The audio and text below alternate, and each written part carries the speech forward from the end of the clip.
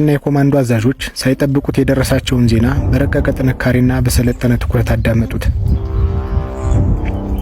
ጠላት የውጊያውን እቅድ ቀይሮታል። ቀደም ሲል የታሰበውን አሻራ ፈረሰው። ቢሆንም ግን በእነመቶ አለቃ ማርቆስ አእምሮ ውስጥ ፍርሃት የሚኖርበት ቦታ አልነበረውም። የቀኑ ብርሃን ከመጥፋቱ በፊት ግን ያልተጠበቀውን የጠላት የጦር ወጥመድ ለመስበር የሚያስችል አዲስ እቅድ በአእምሯቸው መደብ ላይ ተቀረጸ።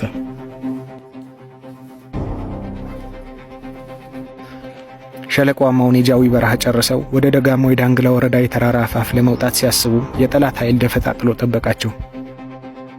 ይሄ የተሰለፈው ኃይልም ተራ ታጣቂ አልነበረም። ራሱን የሀገር መከላከያ፣ የአድማ ብተና እንዲሁም የሚኒሻ ኃይል በሚል የሚጠራውን ሁሉ በአንድ ላይ ያጣመረ አደገኛ ጥምረት ነው። እያንዳንዱ ወታደር ከሚታጠቀው ክላሽ ባሻገር ሸንሸል የሚመገቡ የውጊያውን ሞገድ የሚቀይሩ መትረጊሶችን፣ ነፍስ ላይ በትክክል የሚያነጣጥሩ ስናይፐሮችንና የብረት ብናኝ የሚያዘንቡ ድሽቃዎችን በብዛት አሰልፈዋል። ይሄ ሁሉ ወጥመድ ግን አንደኛው ጫፍ ብቻ ነው።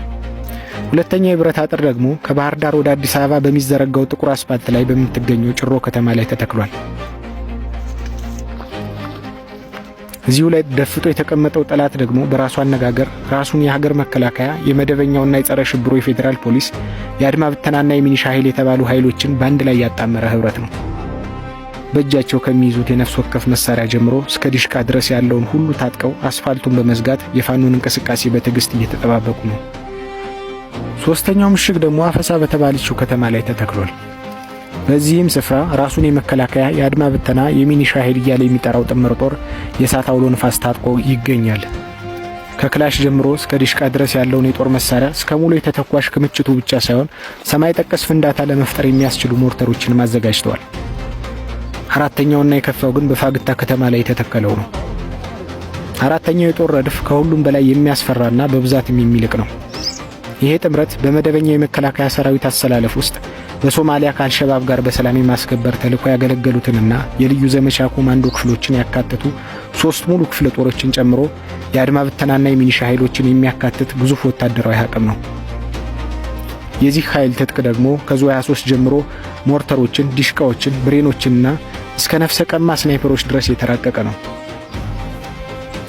የመጨረሻው የእሳት ቀጠና ደግሞ ምርክታይ የተባለች በምትጠራዋ ከተማ ላይ ተዘርግቷል። ይህ ጠላትን በውስጡ ራሱን የአድማ ብተና፣ የሚኒሻ፣ የሰላም አስከባሪና የህዝባዊ ፖሊስ በመባል የሚጠሩ አካላትን አቅፎ የያዘ ሲሆን ቁጥር ስፍር የሌላቸው ክላሾችን፣ ብሬንና ስናይፐሮችን ታጥቀዋል። እነኚህ 5ቱ ምሽጎች ፋኖ ለሎጂስቲክ ማመላለሻነት ከተጠቀመባቸው መስመሮች ላይ የተተከሉ ደፈጣዎች ናቸው። በአጠቃላይ ግን ጠላት ይህንን የሎጂስቲክ ስርጭት እቅድ ለማስተጓጎል 16 ያህል የደፈጣ ወጥመዶችን አዘጋጅቷል። በተቃራኒው በፋኖ በኩል ግን ሰራዊቱ ፈታኝ ሁኔታ ውስጥ ነው ያለው። በዚህ ሸለቆ ላይ ያለው ሰራዊት ለጉዞና ለሸክሙ እንዲመቹ ብዙም በትጥቅ ያልደረጀ፣ በአስቸጋሪው የእግር ጉዞ የተነሳ ጉልበቱ የተሟጠጠ፣ ነገር ግን ልቡ እንደ ብረት የጠነከረ ሰራዊት ነው። ይህ ሎጂስቲክ ስርጭት እውን እንዲሆን ከተፈለገ ሰራዊቱ አንድ ነገር ማድረግ ይኖርበታል። እነኚህን ሁሉ የብረት አጥሮች እየሰበሩ መሄድ፣ ሰራዊቱን መደምሰስ ይጠበቅባቸዋል።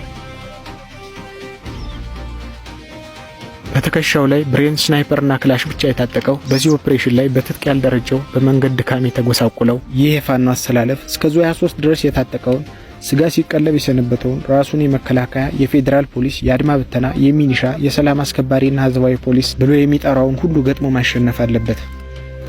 በብሬን ተኩስ ታግዘው እየሮጡ የጠላትን ምሽግ መሃል ለመሃል ሰንጥቀው ተተኳሹን ማሳለፍ ይጠበቅባቸዋል።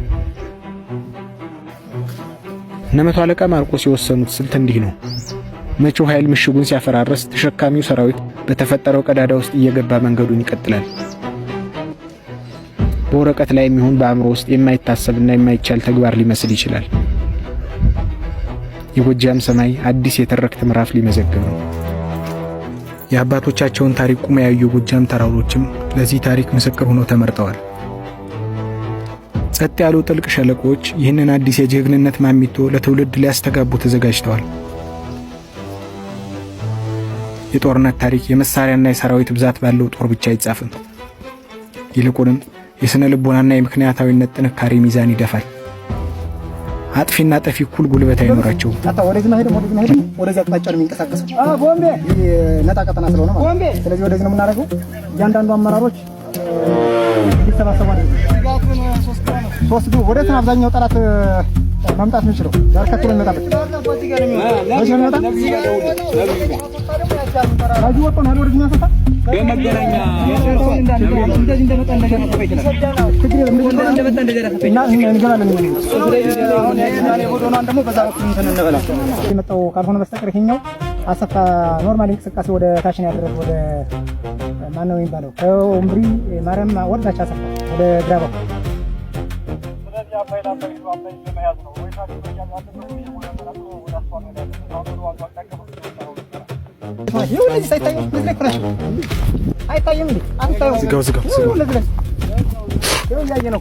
ይኸውልህ አሁን ምን ጀምረው እዚህ ጫካ ውስጥ እየገባ ብቻ ገላጣ ቦታ አለች አይደል? እዚህ ላይ ከጀመረ የቡድን መሳሪያዎችን እየተጠቀሙ የነሱ ከፍ ሳለች ይዞ መጠጋት ነው። እዚህ ላይ ምንም ማመልጥ ስለማይችል ማለት ነው። ጫካው ላይ ከሆነ ግን መስዋዕትነት ያስከፍላል። ተተኮስ አሁን እንኳን የሆነ ነገር ቢመጣ እንጠጋለን። ይለቀነኝ ነው ማፈት ተገባለ ወደ እንጠጋለን። አይታባቱ ሜዳ ላይ ነው ብለን ይዟል። እቺን ቦታ ይለፋችን የህክምናት እቺ ማርያም ናት። እቺን ይለፋል። እቺን ካለፈ ወደ ሞዳለው አሁን አደረገው ወደፊት ምን አለው? ጠላት ያለበት ከተማ ለመድረስ 5 ኪሎ ሜትር ትቀራለች። 5 ኪሎ ሜትር ነው። አፈሳ ላይ ያለ ጠላት ወጥቶ ወደፊት እየመጣ ነው ወደኛ ይምጣ። ስለዚህ የዚህ ያለን የቡና ቁጥ እያደረግን ነው። ምንም ጥያቄ ስለሌለን ማለት ነው።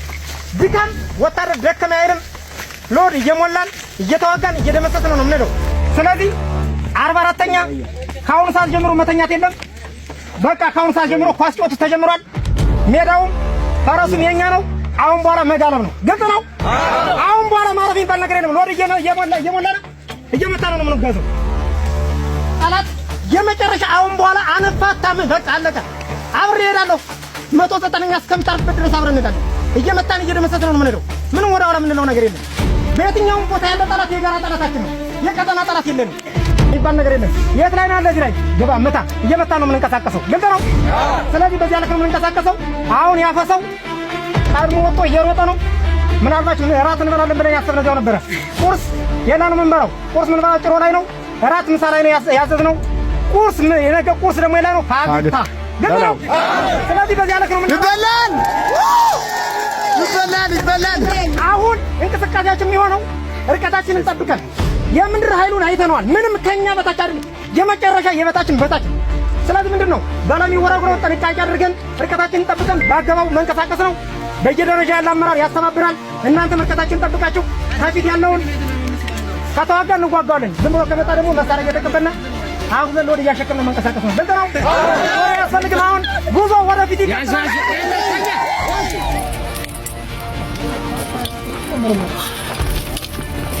በአንዱ ታይቷል እኮ ታስሮበታል። አንዱ ወንግለ እዞ ዳትሰባ አማራይ ፖሊስ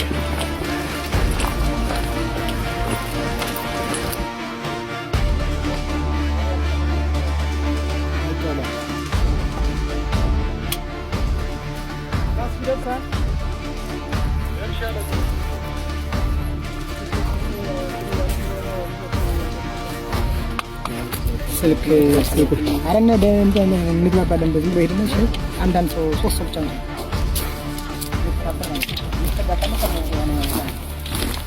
ለምሳሌ በ3 ደረጃ 1 2 3 ዋና ምሽግ ነው ማለት ነው። መዋጃ ምሽግ ማለት ነው። የመከላከያ ምሽግ የጠላት ማለት ነው። ተጠግቷል። ሙሉ ተጠግቷል። በቃ ምሽጉን አልፎ ተራራውን ያዘ። በአፄ ዮሐንስ በታች ነው እየወረደ እየመጣ ነው ሰው ታች ይዘጋ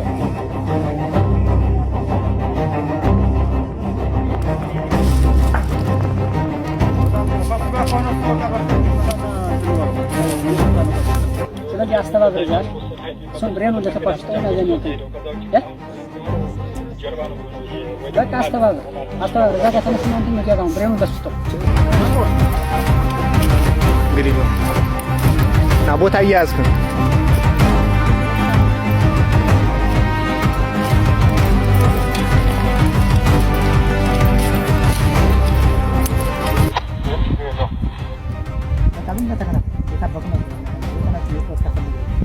ቀጥታ የሚያደርገው ከተማውን እንደገባ ግማሹ ፊት ለፊት አሁን ማስወጣት ይችላል። ግማሹ ደግሞ በዛ አድርጎ ያቺኛዋን ተራራ ነው የሚወጣው። ስለዚህ እዛ ያለውን ኃይል ቀንሰን በጣም ግሽን ነው ቦታ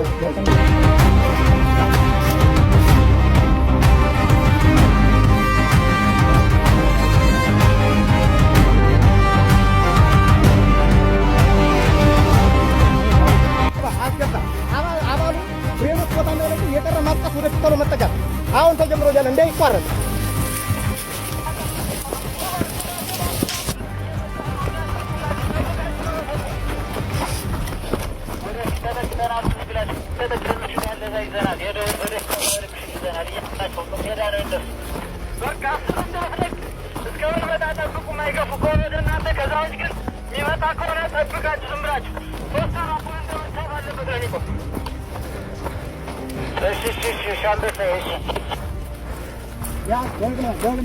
ያ ደርሰናል። ዳገቱን እያዝን ነው ደርሰናል። አንድም እንዳይወጣ ዛሬ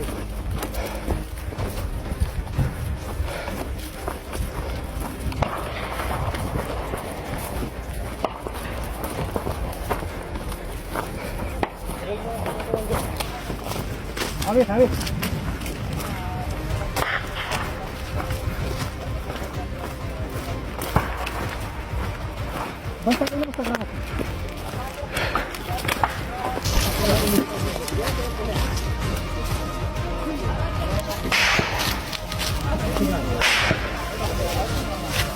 አይዞህ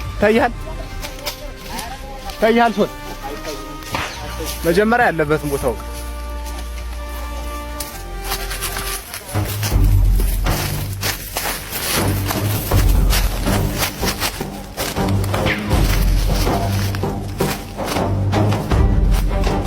ከደብ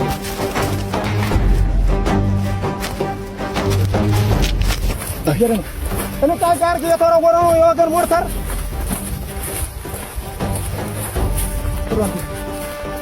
ለካወደ ከተማኝ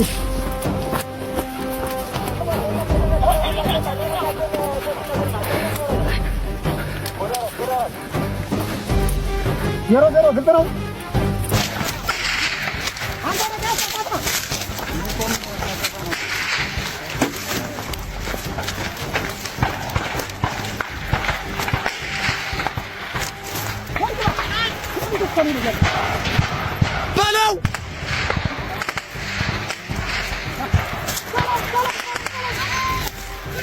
በለው አንተ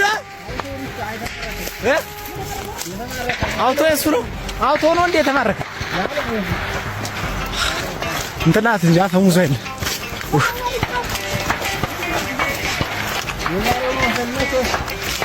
ዛሬ አይደለም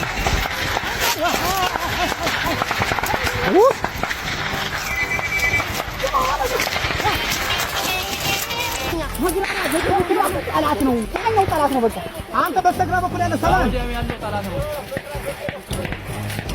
ያኔ ኮኔጋ ያት እንዳይወጣ ጠብቀ ነው መተኮስ። ዝም ብላ ተኩስ። አንተ ዝም ብላ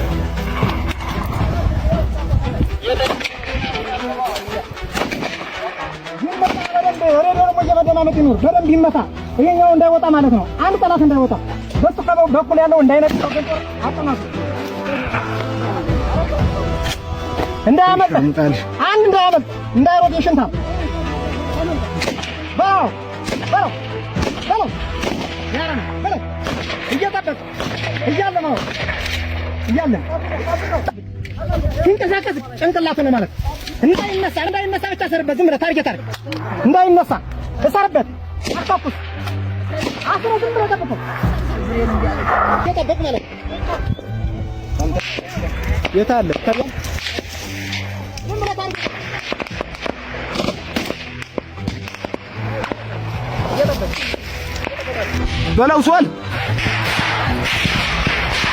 አንጫጫው በለው ሩጥ አስፋልት ላይ ደርስ አስፋልት አባብ ያቻሉ